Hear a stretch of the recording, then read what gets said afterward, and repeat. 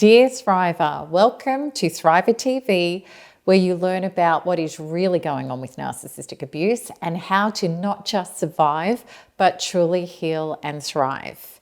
Today, I want to talk to you if you are an empath, a person who cares, a person who feels other people's energy and who wants to love and help others. How do you set powerful boundaries as an empath? How do you become a boundary boss? All right, so let's have a look at the difficulty that empaths have setting boundaries. What are the issues that you face as an empath when you're trying to set boundaries? Commonly, you want to keep the peace. You don't want to hurt people's feelings. Maybe you don't like confrontation. A lot of us don't. Much of this can be the conditioning that you had from your parents when you were little.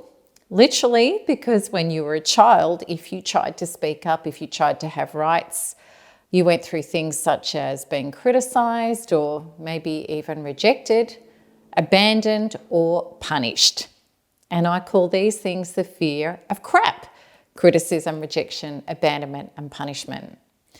The problem with all of this is if you're not aligned with your values and your truths, if you don't grow up that way and you know how to stand in them, then you go along with other people's ideas of life, even though it may not be true for you.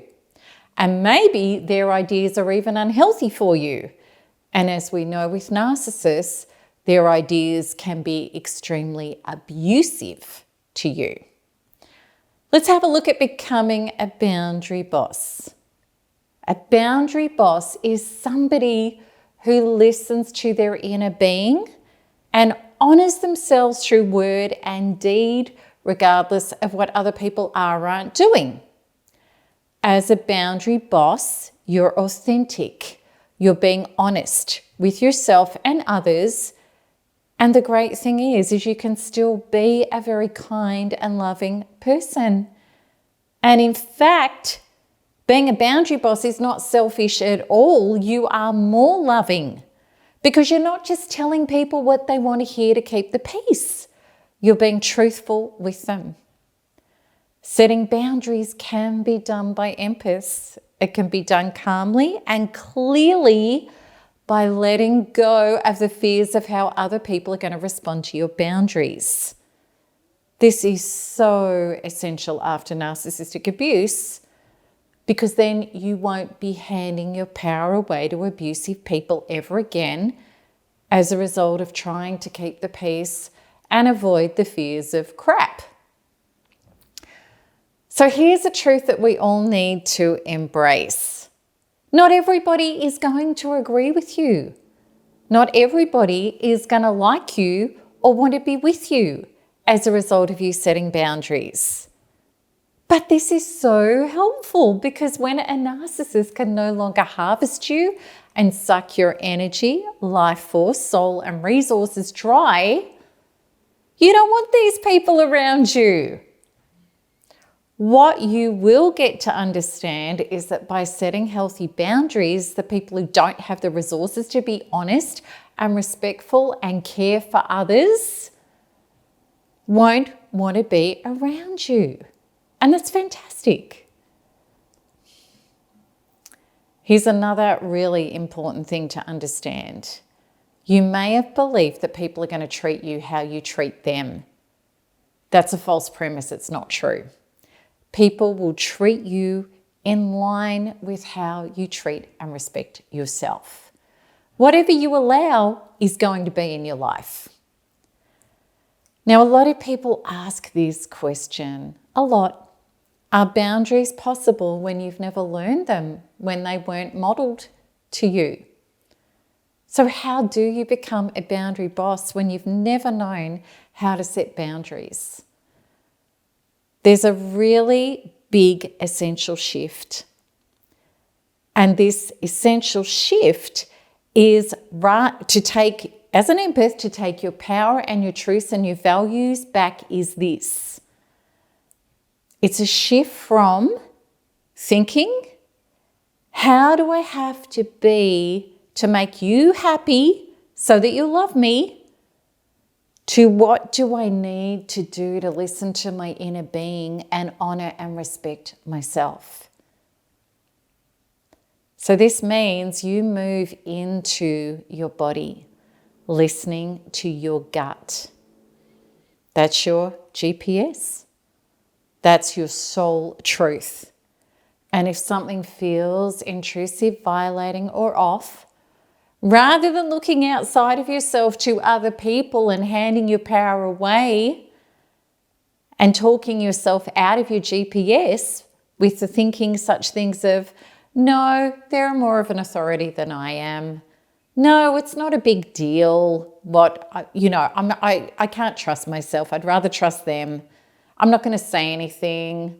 I'll just go along and see. There's nothing wrong here. And we know that when we did that in the past with narcissists, we paid a terrible price because our gut was right.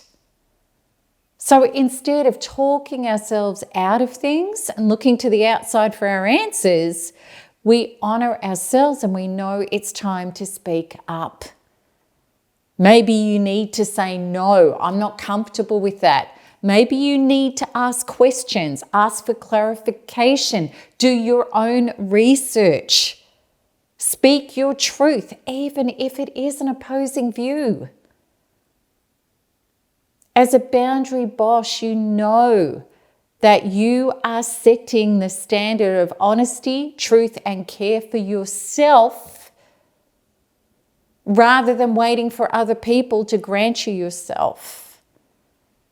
And you start to understand that transparency and decency and diligence to the truth are easy and normal for people with great characters. Decent people appreciate and have respect for people who respect themselves, who question things, who want answers, and who don't make fast, hasty, and rash decisions without doing their own due diligence, such as letting people into their bed, life, heart, bodies, and businesses without essential questioning and research and looking for their own facts. It's rash, non-caring, narcissistic or severely needy people who are going to get upset with you respecting yourself and seeking your own answers and saying, no, I'm not comfortable with that. This is what I need to look into. This is what I need to understand. This is what I need to ask. It is only narcissistic, needy, rash people or people with an agenda who are not going to appreciate you being a boundary beast. And this is great because they out themselves. They don't respect your boundary. They're going to want to try to guilt, confuse, shame, threaten you, smear you out of your boundaries. Or they do defense mechanisms, evasive answers that don't make sense. They change the goalposts. They come up with diversion tactics and cover-ups when you ask for transparency and answers to your questions. And it still feels off and wrong in your body and you get your answer.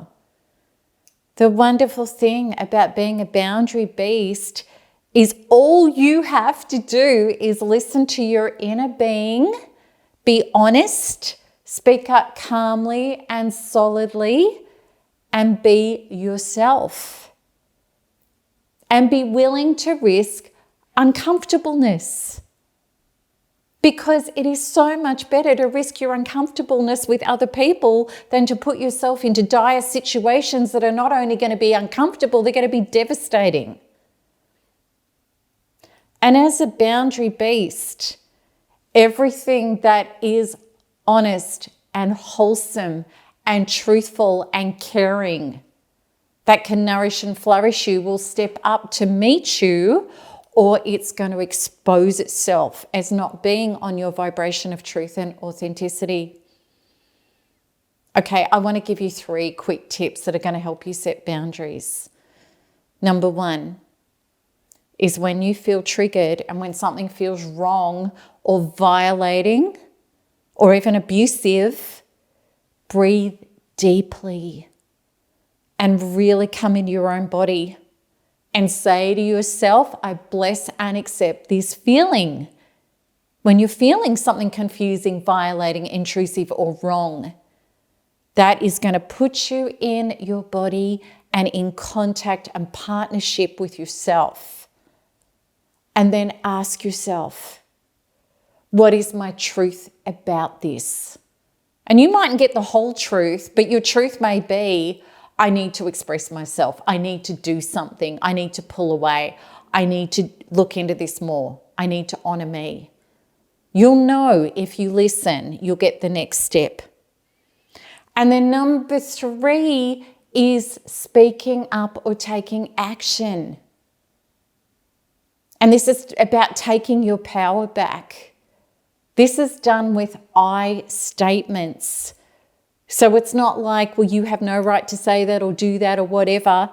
It's an I statement, which is very hard to argue with other people. So it's like, this is what I will accept. This is what I won't accept. I don't feel comfortable with that. My answer is no. Keep your response simple, clear, and calm. Less is best. This is not about lecturing and prescribing to the other person or explaining or justifying yourself or prescribing to them. This is about you standing in the right to honor yourself. Now, there's a lot more to boundaries, but that's 3 quick, simple tips that can help you take your power back. So how do you become an empowered self? There's a lot to this, and it is life-changing when you get it right. So I hope that today has helped give you tips. But of course, it can take a lot of inner work, as it did with myself and so many of us, to move out of the fears and the inner traumas usually developed in childhood, as well as abusive relationships that have made it very hard for us to stand up for ourselves, because when we did, we got smashed. And we absolutely felt like broken individuals that weren't getting anywhere with our boundaries. So there's a bit of a shift and inner work to do with that stuff. And if you know that this is an area of your life that you really need to look at and become safe and empowered with, I highly recommend checking out my Empowered Self course. It's got 3 full chapters on setting boundaries, as well as very powerful quantum freedom healings that are specific, that will take you from 0 to hero in your boundary setting journey. And this is all the stuff that I needed to learn to move from having no boundaries to becoming a thriver boundary beast. So you can check out this course in the link that appears and also in the show notes. Okay, so I hope today has given you permission to have a look at your boundaries and take your power back and honor you, and know it's not selfish at all. It's about being an actualized, honest, empowered, authentic, loving being, because you're being truthful. And then you're going to be able to serve yourself, life, and others in the most honorable ways. So I'd love to hear if you relate to this, how you're going in your boundary journey, and what you know you need to heal and improve on. So until next time, keep smiling, keep healing, and keep thriving. And please share this video with people you know who need to look at their boundaries. Okay, lots of love. Bye-bye.